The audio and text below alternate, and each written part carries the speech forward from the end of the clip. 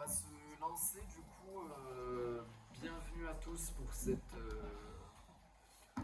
troisième réunion publique du NBA Jeunes Révolutionnaires, troisième de ce premier cycle de réunions du premier semestre.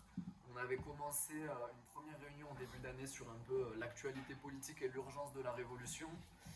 Il y a 3 semaines, on a fait une réunion publique sur les mouvements de masse qui avaient lieu au Bangladesh, où il y a eu des grosses mobilisations qui ont permis de renverser en partie le pouvoir. On a discuté un petit peu de quelles impasses il y avait dans ce mouvement-là et quel rôle est-ce qu'avait pu jouer la jeunesse euh, dans ces mobilisations. Et aujourd'hui, on se revoit pour une nouvelle réunion publique donc sur les offensives transphobes du gouvernement et sur un petit peu nos stratégies à nous en tant qu'organisation révolutionnaire pour interpréter ces attaques et comment on les caractérise et comment on pense pouvoir les combattre.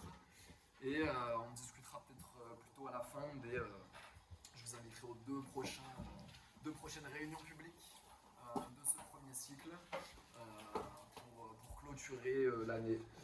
Du coup, on va commencer avec une petite présentation des camarades à côté de moi d'environ une demi-heure qui vont voilà, servir à poser un peu la discussion. Et après ça, on aura des temps d'échange où on vous invite à venir interroger ce que vous avez pu entendre, critiquer, poser des questions, donner votre point de vue, vos expériences, vos points d'accord. Voilà, que la discussion soit la plus détendue et ouverte possible. Voilà, on peut commencer sur la présentation. C'est Mathéo qui commence. Bon, bonjour tout le monde. Du coup, là, on faisait un peu pour un peu commencer ce topo. Là, on voit qu'en France, en fait, et un peu partout dans le monde, depuis quelques années, on remarque en fait une accentuation des attaques transphobes, homophobes ou encore sexistes. Voilà, bien que la transphobie ne soit pas quelque chose de nouveau, en fait, la démocratisation, en fait, un peu des mouvements pro-trans et en fait là, elles tendent à devenir hégémoniques. En fait, ça a forcé aussi, en fait, les différents gouvernements à avoir des réactions et des attaques de plus en plus franches. Voilà, par exemple, cet été, on a vu en France plusieurs attaques mêlant sexisme et transphobie, notamment là pendant les JO. Il y a eu donc la boxeuse algérienne Iman Khelif qui en a fait les frais en fait, après un match contre l'italienne Angela Carini. L'italienne a abandonné le combat rapidement en prétendant en fait, se battre contre un homme. Voilà, il y a une autre de ses adversaires qui ira jusqu'à comparer en fait, le fait de l'affronter avec les violences conjugales en disant qu'elle se faisait frapper par un homme. Donc voilà, en fait, suite à ça, il y a eu une déferlante un peu de transphobie sur les réseaux sociaux par plusieurs personnalités, etc. Qui a même poussé en fait la championne à prouver sa féminité. Pendant ces JO, on a aussi vu un peu Macron avec sa cérémonie d'ouverture inclusive essayer un peu de nous faire oublier ses propos transphobes pendant les législatives où il déclarait que en fait, changer de sexe en mairie ce serait quelque chose d'ubuesque. Alors que même en fait c'était dans son programme pour les présidentielles quelques années auparavant. Voilà, il ne fera pas non plus oublier en fait la politique de casse de la santé qui mène, qui conduit notamment en fait à la fermeture de centres de soins ou encore des plannings familiaux. Donc voilà, nous, ça nous paraissait primordial un peu dans ce contexte-là de parler de ce sujet des attaques transphobes. Donc un peu là, surtout au niveau en fait, là il y aura le Tidor qui sera le 20 novembre. Donc autour un peu de cette date, voilà, ça nous paraissait important de parler de ce sujet. Donc dans une première partie, on va revenir un peu sur les différentes attaques et les lois transphobes qui fleurissent un peu partout dans le monde. Voilà, ensuite on essaiera de faire un peu le lien avec donc le genre et le rôle de la famille pour mieux comprendre ces attaques. Et ensuite, dans une seconde partie, on va parler de la question de l'émancipation des personnes trans, notamment à travers l'exemple de la révolution russe. Et on reviendra un peu rapidement aussi sur l'histoire des différents mouvements de lutte pour les droits des personnes trans, avant de finir sur notre conception de la lutte contre les idées transphobes. Alors donc comme j'ai dit, en fait là on est dans un contexte où en fait on voit un peu partout dans le monde fleurir des lois transphobes, homophobes aussi sexistes. Par exemple là aux États-Unis, le Parti républicain il a interdit l'avortement dans 14 États sous son contrôle et en parallèle il a interdit toute transition pour les personnes trans mineures dans 23 États. Là on voit qu'avec l'élection de Trump ça va sûrement pas s'arranger aux États-Unis. Mais même en France, en fait, la problématique, elle s'est aussi posée. En fait, le 28 mai dernier, le Sénat, il a adopté en fait une proposition de loi qui était portée par les Républicains français cette fois, qui interdisait en fait les traitements hormonaux et chirurgicaux aux personnes transgenres de moins de 18 ans. En fait, cette proposition de loi, à l'origine, elle émanait d'un rapport du groupe des Républicains qui faisait un peu la promotion déguisée des thérapies de conversion, qui ont pourtant été interdites en France en 2022. Donc en fait, suite à cette proposition de loi, en fait, il y a quand même une assez grosse réaction et une grosse colère, notamment dans la jeunesse. Voilà, une colère que nous on pense qui est largement légitime, parce qu'en fait l'argument qui est toujours utilisé par les réactionnaires, en fait c'est la protection des enfants, mais en fait on voit bien que ce qu'ont besoin en fait les mineurs trans, qu'ils ont besoin c'est d'accompagnement dans leur démarche, et de plus en fait ils sont très peu de fait à entamer des traitements hormonaux et il y en a aucun qui est fait sans suivi. Il y en a très peu qui ont accès donc en fait aux traitements hormonaux et aux chirurgies avant 18 ans. Voilà, donc en fait, suite à ça, il y a eu un peu des rassemblements un peu partout en France, voilà, qui ont réuni quand même plusieurs milliers de personnes, notamment en région parisienne. Finalement, cette loi, en fait, elle n'a pas été, elle n'a pas été appliquée parce qu'il fallait qu'elle passe à l'Assemblée nationale et entre-temps, il y a eu la dissolution de l'Assemblée nationale. Mais malgré ça, on n'est vraiment pas à l'abri qu'en fait cette loi revienne ou sous une autre forme ou sous d'autres attaques. Surtout quand on voit un peu le gouvernement qu'on a depuis septembre, qui est un gouvernement quand même extrêmement réactionnaire, avec notamment en fait à peu près la moitié de ses membres qui sont des homophobes notoires, qui avaient défendu qui avaient combattu la loi pour le mariage pour tous à l'époque. Donc un peu là en fait on voit que ce contexte il permet quand même une explosion en fait des violences et des discriminations envers les personnes transgenres ces dernières années. Voilà, pour donner quelques exemples sans être exhaustif, on a quand même plus de près de 80% des personnes trans qui ont déjà subi des violences dans l'espace public. Voilà, il y a une étude qui est sortie en 2022 qui disait qu'en fait l'espérance de vie des personnes transgenres elle était 2 fois moins longue que la population cisgenre. Voilà, donc notamment 41% des personnes trans elles ont déjà effectué une tentative de suicide. Voilà, on voit un peu les discriminations elles augmentent et je n'ai pas été exhaustif, il y a également tout ce qui va être des discriminations à l'emploi, etc. Et voilà, donc on voit qu'un peu là les textes de loi qui sortent un peu partout et l'accroissement des violences, ils prennent aussi place dans une surenchère aussi des discours réactionnaires, voilà, par les politiciens, mais aussi par les journalistes et par d'autres invités sur les plateaux télé. Notamment aux côtés de l'extrême droite, en fait on voit que c'est donc le mouvement TERF qui mène un peu cette bataille transphobe. Donc en fait le mouvement TERF c'est un mouvement qui se dit féministe radical mais qui exclut en fait les trans des luttes féministes. Donc en France c'est Marguerite Stern et Dora Muto qui sont les porte-paroles de ce mouvement. En fait c'est des anciennes fémènes qui ont été exclues un peu des groupes féministes suite à des propos transphobes et en fait qui depuis en fait elles se rapprochent de manière très rapide en fait de l'extrême droite. Voilà, notamment elles ont été invitées à Panthéon-Assas en mai dernier pour présenter par la cocarde étudiante, donc une association étudiante d'extrême droite, voilà, pour présenter un peu leur dernier livre qui s'appelait Transmania. Quand on regarde un peu les arguments en fait qui sont utilisés par les TERF, c'est en fait beaucoup ça se retrouve ça se rapproche pas mal en fait d'arguments complotistes quoi. On voit pas mal de caractéristiques en commun. Comme l'idée un peu qu'il en fait, il y a un groupe mondial qui tire les ficelles, voilà, des lobbies qui tirent les ficelles transgenres un peu à l'échelle du monde. Ou encore, elles ont un peu défendu dans leur livre aussi que certaines associations trans entretenaient des liens avec la sphère pédophile, par exemple. Voilà, je peux vous lire la 4e de couverture où elles disent que l'idéologie transgenre est en train de s'infiltrer dans toutes les sphères de la société. Elle se présente comme un simple mouvement pour les droits d'une minorité opprimée. Pourtant, derrière les paillettes se trouve un projet politique néfaste qui s'apprête à bouleverser notre rapport au réel. Voilà, on voit vraiment qu'elle explique vraiment un peu ce truc d'un complot mondial en fait qui attaquerait la civilisation. Donc je m'attarde un peu sur ce mouvement parce que en fait, ce qui est intéressant, c'est que en fait, selon leur vision, le genre il découlerait du sexe. En fait, elles défendent un point de vue naturaliste où le sexe, et donc ce seraient les chromosomes, qui serait la seule chose qui permettrait de définir ce qu'est une femme et également ce qu'est un homme. En fait, pour elle, il faut dénaturaliser du coup les stéréotypes qui sont accolés au corps de la femme et faire en sorte que la société s'y adapte et non l'inverse en fait. Et pourtant, elles disent quand même en fait que le genre c'est une construction sociale, mais le limite en fait juste à un cadre biologique.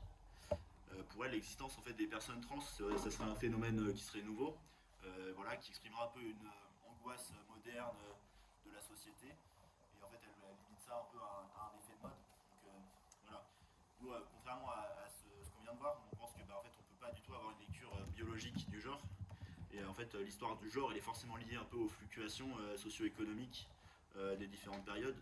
Et l'existence des personnes trans, en fait, c'est un phénomène qui est pas nouveau. En fait, on a des traces de transidentité dès l'Antiquité et dans plusieurs sociétés précapitalistes. Donc voilà, maintenant je vais essayer un peu de lier ça en fait, à nos visions un peu du genre et du rôle de la famille. En fait, on voit qu'avec le développement de la propriété privée, la société elle va se diviser en classes sociales. Et même si on ne peut pas déterminer l'origine exacte de l'oppression des femmes, en fait, on sait que l'accumulation, l'accaparement des richesses et des moyens de production par la bourgeoisie va produire en fait les conditions possibles à l'oppression de certains individus sur d'autres. Tout simplement parce qu'en fait la bourgeoisie elle a un intérêt à ces oppressions, elle a un intérêt à l'oppression des femmes.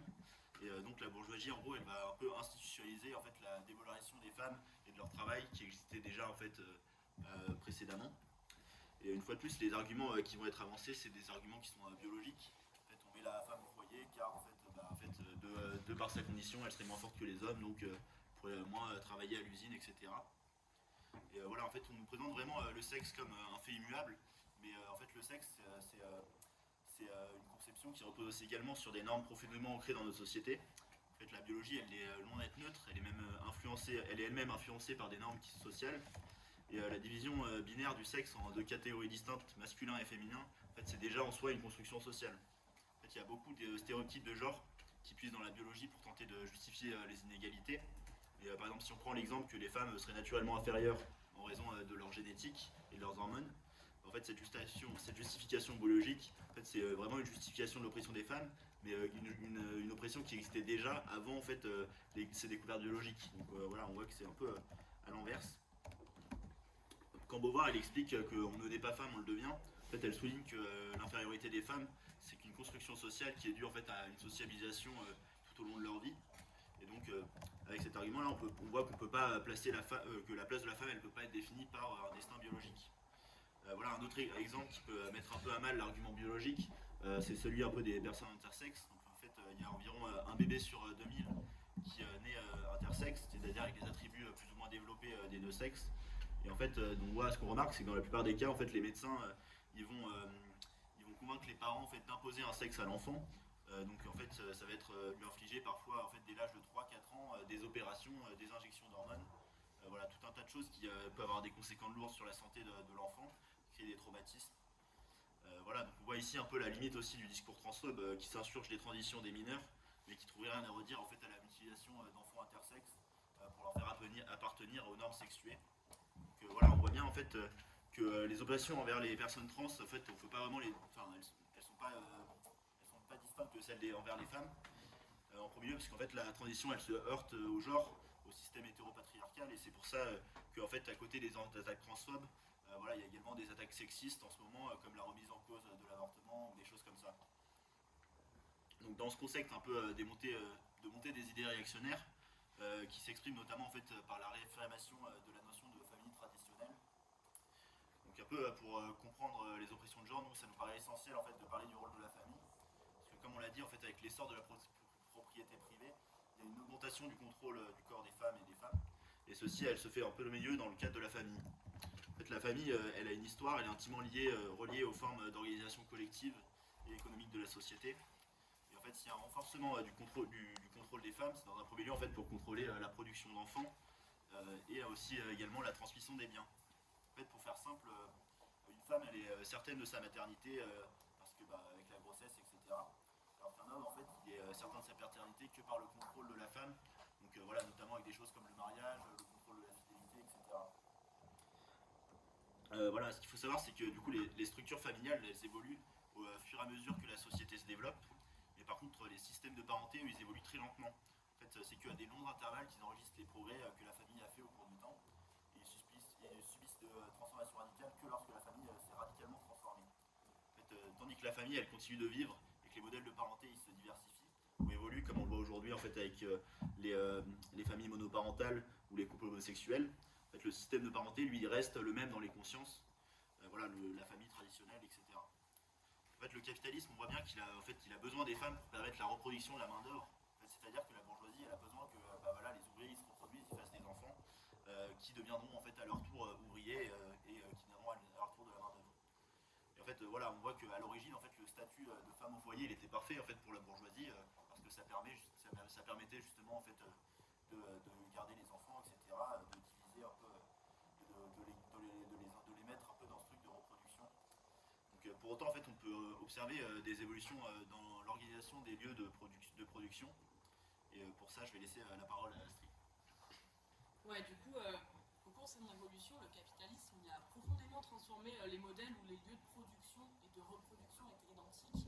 Je vais un peu revenir sur les deux termes. Le lieu de reproduction, il a évoqué Matteo, c'est le fait de reproduire de la force de main-d'œuvre, voilà, de reproduire de la main-d'œuvre, des travailleurs, etc. Les lieux de production, c'est l'endroit où on va produire des richesses, des capitaux, etc. Et du coup, quand je dis que avant les lieux de production et de reproduction, ils étaient identiques, je fais référence aux produits de production agricole, artisanale, etc.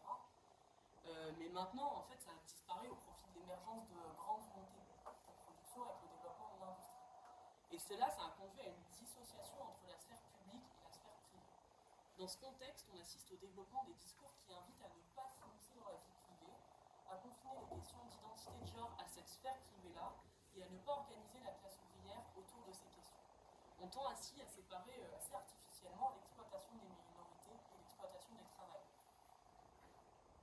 On peut noter cependant que lorsque les travailleurs et les travailleuses y sont au pouvoir et décident pour l'intérêt de la classe et non celui du capitalisme, de grandes avancées ont pu être constatées pour les droits des personnes transgenres.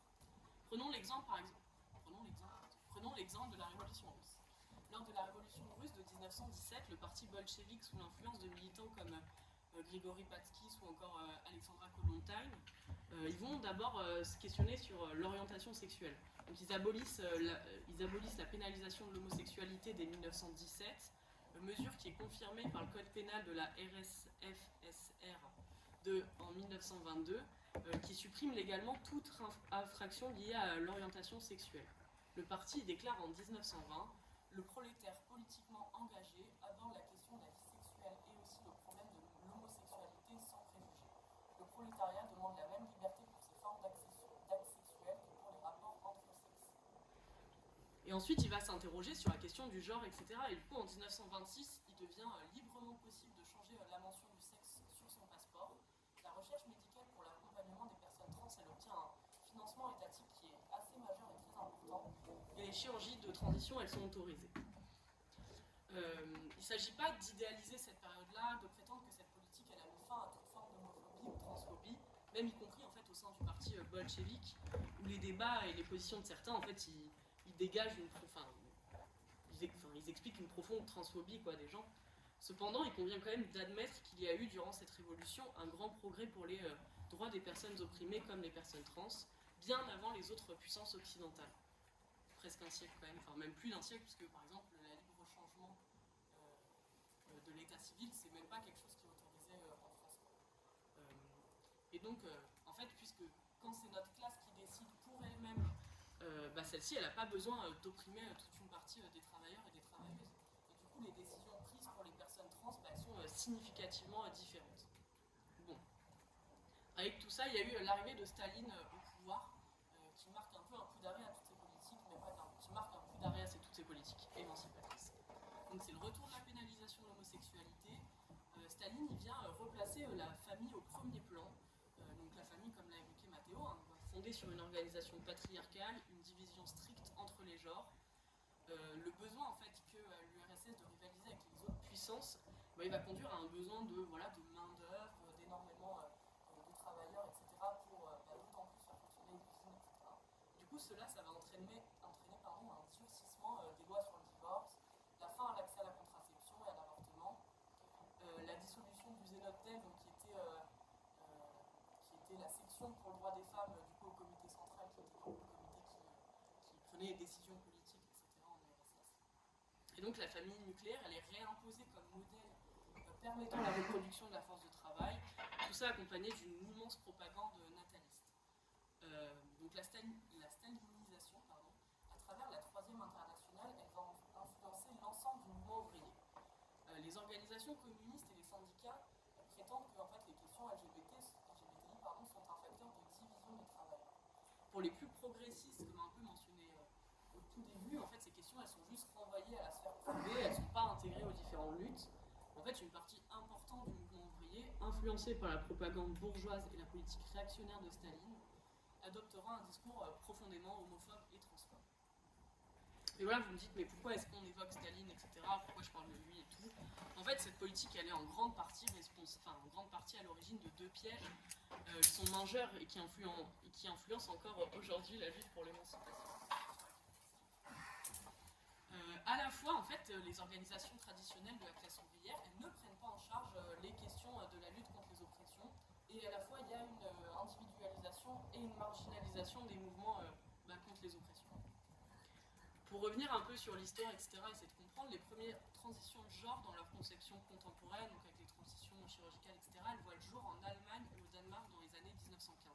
Et comme l'a dit Matteo, il y a plein de formes de transidentité, etc., qui ont eu bien avant, mais dans la conception contemporaine, c'est en 1915. Celles-là, elles vont être brutalement interrompues avec l'arrivée du nazisme, pour des raisons que je ne développerai pas, mais vous avez en tête. Et aux États-Unis, il faut attendre à peu près les années 50 pour que la recherche médicale elle progresse, notamment grâce aux travaux de l'endocrinologue Harry Benjamin. Les luttes pour les droits des personnes trans, elles sont très liées à l'époque au mouvement homosexuel et au mouvement des droits civiques des personnes noires, tout en étant en fait d'une certaine façon très exclues. La figure assez emblématique de cette période, donc c'est Sylvia Rivera, qui va jouer un rôle central lors des émeutes de Stonewall en 1969 et donc va fonder le Star Street Transvestite Action Revolutionaries en 1970. Ces mouvements ils resteront cependant très minoritaires et ils seront notamment exclus des mouvements féministes. En effet, dans les luttes féministes de l'époque, qui s'articulent autour de la lutte contre les stigmates de genre, etc., les personnes trans qui, elles, reprennent ces stigmates et même parfois de façon en fait exacerbée, elles se verront totalement mises de côté. En France, les organisations pour les droits des personnes trans sont très rares à cette période. Parmi le peu de groupes un peu qu'on a recensés, il y a par exemple les Gasolines, qui sont issus du Front homosexuel d'action révolutionnaire, donc le phare. Elles sont revendiquées elles-mêmes en tant que folles. Ce groupe, il n'a jamais en fait cherché à mener une politique dans une perspective de lutte. Ça renvoyait plutôt à des espaces liés notamment à l'artistique, au cabaret, où on pouvait s'exprimer librement, etc. Mais donc voilà. Mais c'est quand même des exemples qui existent à cette période en France. Et en fait, il faut attendre les années 1990 aux États-Unis et 2000 en France pour voir le développement de nombreuses associations luttant pour le droit des personnes trans. Et donc, du coup, dans cette période, il y en a plein qui voient le jour. La plupart de ces associations, elles ont plus ou moins volontairement rompu avec les idées marxistes et socialistes, qu'elles accusent à la fois d'être biologisantes et de ne pas prendre en charge, sous couvert de la soi-disant unité, la question des oppressions. Ce qui est un peu, comme on l'a vu, pas forcément faux, quoi. Mais bon, nous, on conçoit le genre comme une norme sociale. Et ainsi, la lutte contre le système de classe nous semble centrale pour lutter pour l'émancipation des minorités. On pense la sortie du système de classe possible qu'à travers la mise en mouvement d'une grande partie de notre classe, cherchant à exercer directement le pouvoir et à rompre avec la logique capitaliste. A contrario, ces mouvements sont restés très marginaux et parfois en fait volontairement. S'agissant des mouvements queer, ils revendiquent cette marginalité comme facteur d'émancipation individuelle vis-à-vis des normes genrées. Ainsi, ils conçoivent une vie en dehors des normes du genre, tout en ne cherchant pas à sortir du système de classe, qui impose la division genrée. Ce qui nous semble quand même assez paradoxal. Mais surtout, en ne cherchant pas à s'adresser à l'ensemble de notre classe, on s'enferme en fait de fait dans des logiques qui sont individualistes et qui sont condamnées à rester minoritaires. D'autres associations ont largement été intégrées au système capitaliste, en fait, qui mute et qui s'adapte en fonction de ses intérêts. Je pense par exemple à l'association du TGEU, Transgender Europe, qui collabore avec l'OMS et la Commission européenne sans remettre en question les structures intergouvernementales qui ont des politiques totalement dégueulasses, notamment pour la personne trans. Mais du coup, on peut un peu se demander quant aux organisations syndicales, etc., qu'est-ce qu'il en est. Les organisations syndicales, elles soutiennent actuellement les personnes trans, notamment dans les démarches individuelles au travail. Mais c'est très rare, rares sont celles qui prennent publiquement position ou qui appellent à des mobilisations en intégrant la question des minorités. Bien que des exceptions existent, les expressions de solidarité avec les personnes trans restent timides dans un souci de préserver l'unité syndicale et de ne pas se confronter en fait aux désaccords qui existent, y compris même au sein de ces associations où, un peu comme on l'a dit, mais c'est pas imperméable aux idées réactionnaires, transphobes, etc. Mais du coup, un peu, c'est quoi le rôle des révolutionnaires là-dedans, etc. Nous, on pense qu'une des tâches des révolutionnaires, c'est de recréer ce lien. Recréer le lien, en fait, entre les différents... pardon, je vais reprendre, de recréer le lien entre ce que les différentes attaques sociales. Les différentes attaques sociales, elles sont directement responsables de l'augmentation des difficultés pour les personnes trans d'être accompagnées de façon décente. Quand on voit que le budget 2025 prévoit des coupes de 4,9 milliards d'euros pour la sécurité sociale, qu'il attaque massivement le secteur médical et que les réactionnaires menacent continuellement de supprimer les subventions des associations accompagnant les personnes trans, on ne peut en fait espérer une meilleure prise en charge des parcours de transition. On peut par exemple citer la coupe budgétaire de 60 000 euros pour le planning familial de Gironde qui est intervenue cet été. Toutes ces attaques sociales, elles ne vont pas seulement toucher les personnes trans, elles vont en fait toucher l'ensemble de notre camp. Et c'est bien en organisant ce dernier dans son ensemble que l'on pourra mettre un coup d'arrêt aux politiques réactionnaires et antisociales. Donc il est donc absolument nécessaire de placer les travailleurs et les travailleuses au centre de notre lutte. Si le système capitaliste repose sur l'exploitation des travailleurs et des travailleuses, les personnes trans en subissent une violence accrue. Pour cause, le manque d'accès aux soins, les situations de rupture familiale et la grande difficulté d'accès à un emploi permettent au patronat d'exploiter d'autant plus les personnes transgenres. Vu la grande précarité des personnes transgenres, elles sont beaucoup amenées à accepter des tafs en fait, où l'exploitation elle est d'autant plus importante, où leurs droits ils sont très largement violés et les salaires qui y sont baissés. Ainsi, les personnes trans constituent une masse de travailleurs et de travailleuses pour les patrons d'autant plus malléables en fonction des réalités économiques et des besoins en main-d'œuvre qu'il a. Si la bourgeoisie elle entretient un discours visant à dresser les prolétaires les uns contre les autres en fonction de critères qu'elle choisit d'imposer, la religion, l'orientation sexuelle, le genre, l'origine, il est primordial de garder en tête que l'ennemi reste cette classe bourgeoise qui promeut ce discours réactionnaire pour justifier son exploitation. À la lumière des actualités, il ne faut pas oublier que la bourgeoisie n'a aucun intérêt dans l'émancipation de notre classe. Si le contexte social et économique a permis de concéder certains droits, par exemple le droit de transitionner, de changer son état civil, etc., il faut garder en tête que rien n'est définitivement acquis dans ce système et que la bourgeoisie nous accorde, et que ce que la bourgeoisie nous accorde, elle peut le reprendre. Comme par exemple l'IVG aux États-Unis, le mariage homosexuel en Pologne ou la réforme présentée en avril qui supprime la possibilité pour les mineurs de transitionner et replace les thérapies de conversion au centre des discussions. Un peu pour conclure, pour autant non, on pense qu'il ne faut pas en fait attendre la fin du capitalisme pour agir. Bon, malheureusement, la disparition du genre passe pas pour demain, ni la fin de toute forme d'exploitation. Bon, nous on pense qu'en fait en tant que révolutionnaire, on se doit d'être présent dans toutes les luttes et réaffirmer notre opposition au projet de réforme, donc comme évoqué au tout début. On doit se battre face au sous-investissement dans les structures de santé et au recul des droits pour les personnes transgenres. On doit exiger des moyens pour former les personnels de santé, accueillir et accompagner les personnes transgenres et garantir un accès gratuit aux soins, tant médicaux que psychologiques. On doit regrouper largement notre classe pour obtenir l'augmentation des salaires, les aides sociales, les bourses étudiantes pour permettre l'indépendance financière et l'autodétermination des gens. Ainsi que revendiquer le changement de genre sur simple demande à l'état civil sans passer par le tribunal de grande instance et bref, toutes les procédures chiantes en France. Avant de passer un peu au stade de discussion, et Basile, tu reviendras un peu sur les modalités, etc. Nous, on rappelle quelques dates quand même de mobilisation. À noter que du coup, le TIDOR, le jour du souvenir trans, il aura lieu le 20 novembre, place Félix Poula. Et du coup, il y a la manifestation du 25 novembre, journée de lutte contre les violences patriarcales qui partira du Jardin d'Île à 19h. Et je laisse le son à Basile introduire la discussion. Merci beaucoup pour ce